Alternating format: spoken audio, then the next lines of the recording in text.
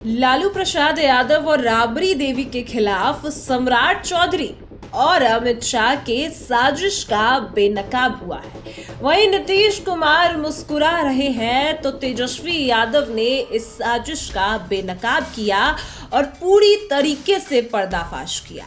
और यही नहीं, आपको बता दें कि नेता प्रतिपक्ष के साथ साथ तेज प्रताप यादव ने भी बैंड बजा दी है। क्या कुछ मामला है वो आपको पूरे विस्तार से बताते हैं। आप देख रहे हैं नब्ज बिहार। आपको बता दें कि लालू प्रसाद यादव और राबड़ी देवी के खिलाफ सम्राट और शाह की नई साजिश को आरजेडी ने नेता प्रतिपक्ष ने बेनकाब किया है। आखिर बिहार में ऐसी कौन सी साजिश बेनकाब हुई जिसको लेकर आरजेडी ने सम्राट चौधरी की बैंड बजा दी? आखिर ऐसा क्या हुआ कि तेज प्रताप यादव भी एक परिवार के हिस्से पर तेजस्वी यादव के साथ खड़े हो गए? आखिर कौन सा संकेत शाह का या इशारा शाह का जिस पर सम्राट चौधरी नई चाल चलना शुरू कर चुके हैं? लेकिन सारा चाल धड़ा का धड़ा रह गया। कहा जा रहा है कि ज्ञानेश की मदद से मोदी शाह ने बिहार को अपनी झोली में ऐसा वैसा नहीं समेटा, बल्कि ऐसी रणनीति के तहत समेटा कि विपक्ष के खिलाफ एक निशाना साध सके जिसमें लालू परिवार को टूटा बिखरा कर और इतना कमजोर कर दे कि बीजेपी के एजेंट में इतना कमजोर कर दे कि नीतीश कुमार सोच भी ना सके कि वो लालू प्रसाद यादव के साथ जा सकते हैं। ऐसा नहीं सोच सके नीतीश कुमार और उनके सामने लालू परिवार राजनीतिक पारिवारिक तौर पर बिखर जाए पूरी तरीके से, पारिवारिक तौर पर भी और राजनीतिक तौर पर भी। मगर एक एक करके जो छन छन करके बातें निकल रही है, इशारे शाह के इशारे पर सम्राट चौधरी क्या प्लान कर रहे हैं? ऐसा प्लान कर रहे हैं कि आने वाले दिनों में राबड़ी देवी का जो नया आवास अलॉट हुआ है वो भी उनसे छीन लिया जाए। अब आप सोच रहे होंगे कि ऐसा कैसे संभव है, तो आपको बता दें कि ऐसा संभव है और शाह और सम्राट की प्लानिंग के मुताबिक यह संभव होता दिख भी रहा है। और यही कारण है कि बिहार की जनता इसे जानने के बाद अजीबोगरीब असंतोष की स्थिति में है और आमतौर पर बड़े आंदोलन की स्थिति में भी ये जो असंतोष है वो देखा जा सकता है। कुछ वैसा ही दिखाई दे रहा है बीजेपी और शाह की और सम्राट की प्लानिंग। जानकारी के अनुसार अगर आपको बता दें कि लालू प्रसाद यादव अब फायर हो चुके हैं और उनका कहना है, लालू प्रसाद यादव का कहना है कि शाह हो सम्राट हो, किसी भी साजिश को कामयाब नहीं होने देंगे। हालांकि अभी तो राबड़ी देवी ने अपना पुराना आवास भी खाली नहीं किया और खाली ना करने और जोड़ों में जो खाली ना करने का ऐलान भी किया और नए बंगले में शिफ्ट भी नहीं हुए और उसे खाली कराने की साजिश अब सामने आ चुकी है। नए बंगले की साजिश सम्राट चौधरी और शाह कर रहे हैं कि राबड़ी देवी को उस बंगले से भी जो है बाहर किया जाएगा। लेकिन आपको बता दें कि आरजेडी के प्रदेश अध्यक्ष मंगनी लाल मंडल ने भी कुछ समय पहले ऐलान किया था और सीधे चेतावनी दी थी और कहा था कि जो करना है कर लो, किसी हाल में आवास नहीं छोड़ेंगे। 2005 से नीतीश कुमार मुख्यमंत्री हैं और अभी तक उन्होंने ऐसा नहीं किया। उस समय से लेकर अभी तक ऐसा क्यों नहीं हुआ और क्यों नोटिस नहीं आया? अब क्यों ये सब करवाया जा रहा है? राबड़ी देवी पूर्व मुख्यमंत्री हैं, लालू प्रसाद यादव भी एक्स चीफ मिनिस्टर रह चुके हैं। वहीं बीजेपी और आरएसएस का विश्वास जीतने के लिए क्या नीतीश कुमार अब इतना गिर जाएंगे कि लालू प्रसाद यादव और उनके परिवार को अपमानित होता देखते रहेंगे और खुद चुप्पी साधे बैठे रहेंगे?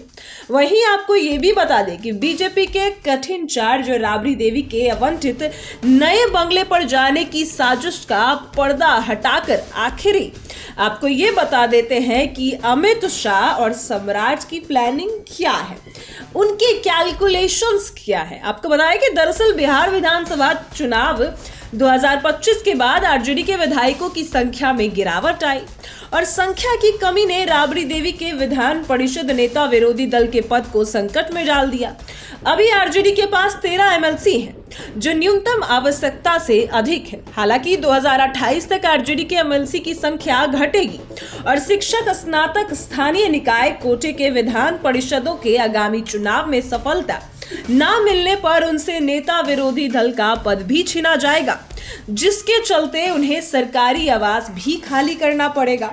और बिहार विधान परिषद की सदस्य संख्या, जिसमें 76 निर्वाचित हैं और 27 मनोनीत होते हैं, इसके अलावा 2 विशेष विशेषज्ञ सदस्य होते हैं, यानी कि देखा जा रहा है कुल 105 सदस्य हो जाते हैं। मगर नेता प्रतिपक्ष की कुर्सी के लिए निर्वाचित सदस्यों की संख्या होनी चाहिए, प्रतिशत होना चाहिए 15% सदस्यता चाहिए। इसलिए उनके हाथ में देखा जाए तो 11.4 सदस्य नेता प्रतिपक्ष बनने के लिए जरूरी है। और बिहार के पूर्व मुख्यमंत्री राबड़ी देवी के नाम पर 39 हार्डिंग रोड स्थित आवास आवंटित किया गया और करीब 20 सालों से 10 सेक्युलर रोड स्थित आवास पर पूर्व सीएम के तौर पर राबड़ी देवी अपने परिवार के साथ रहती हैं।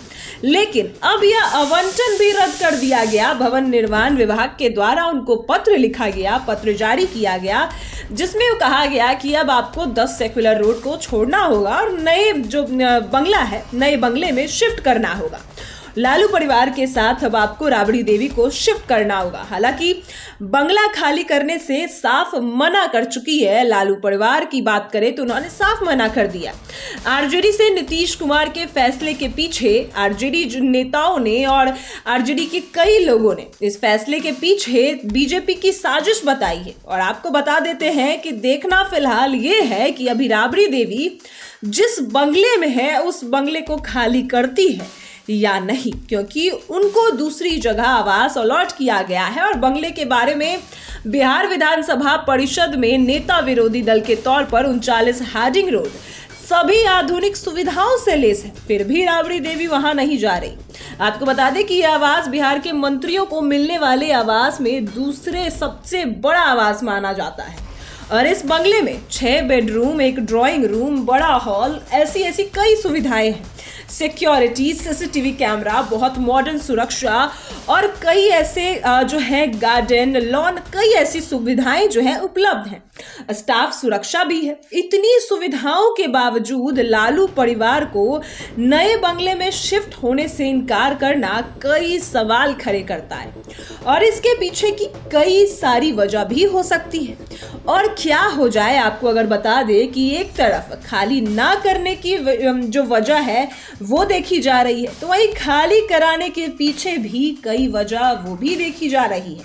मगर इस बंगले में तो राबड़ी देवी को जाना ही नहीं। आरजेडी ने खुलकर ठोककर बातें कही है कि किसी भी कीमत पर ये बंगला खाली नहीं करेंगे, कितनी भी साजिश कर लो ये नहीं होने वाला।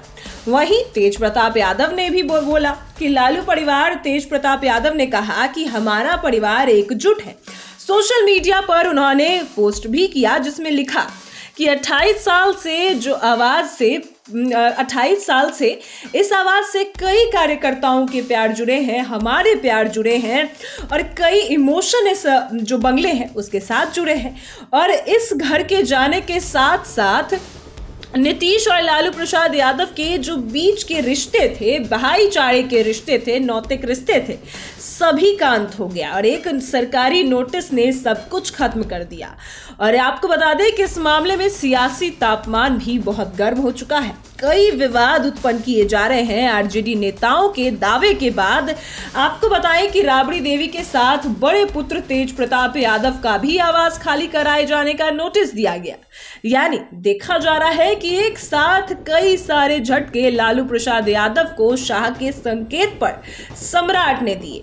जो स्थिति इस वक्त उत्पन्न होती हुई दिख रही है, उसे स्थिति में परिवार तो एकजुट होता दिख रहा, मगर अभी जिस बंगले को खाली कराया जा रहा है, जिस नए बंगले में प्रवेश भी नहीं हुआ, ना ही प्रवेश करने की बातें हो रही है, उसको भी आगे खाली कराए जाने की बातें चल रही हैं और पूरे प्लानिंग प्लॉटिंग भी किया जा रहा है। और इन तमाम चीजों के बीच नीतीश कुमार की खामोशी बहुत कुछ बयां कर रही है।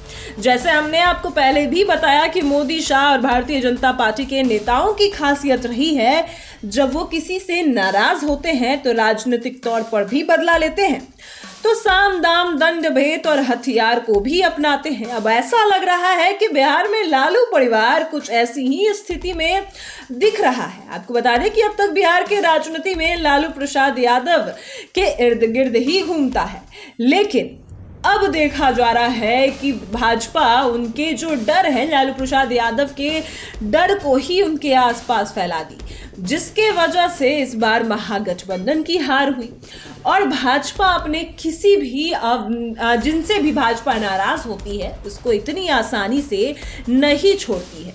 तो ऐसे में अब देखा जा रहा है कि जो हुआ है, जो अमित शाह और सम्राट चौधरी की प्लानिंग है वो धराशाही रह चुके हैं और तेजस्वी यादव ने, पूरे लालू परिवार ने सभी की बैंड बजा दी है। फिलहाल इस खबर में इतना ही। आप देख रहे हैं नब्ज बिहार।